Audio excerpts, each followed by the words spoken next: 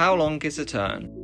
When a skill refers to seconds, it translates as the following: 1 second equals 1 turn.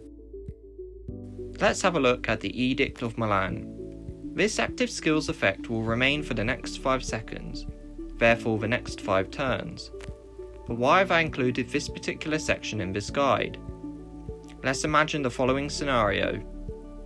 Firstly, we now know that our first active skill would trigger on turn 11, as discussed in the previous section of Rage Mechanics.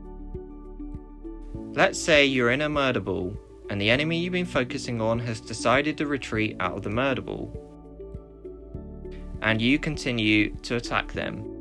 It might be viable, because the enemy is not returning any direct attacks onto your march, to allow your march to trigger its active skill on that player before retreating back into the thick of the murder ball to prevent your march from becoming a target when chasing someone out of the murder ball. This is especially handy if the active skill of the primary commander is an AoE, because you're going to hit other marches in the vicinity. But why might you do this? First of all, you're getting free kills while the enemy is retreating, as they will not be returning any direct attacks onto your march. So they're going to end up with a hospital bill. If that is a free-to-play player, that will be a helping factor in reducing the sustain of the enemy's presence on the battlefield in the preceding hours. But remember, how does this relate to the duration of a turn?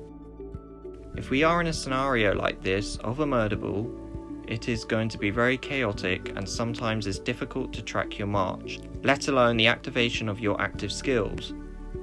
But if you count 11 seconds from when you have engaged with the enemy's march, that will tell you when your primary commander's active skill is going to be triggered.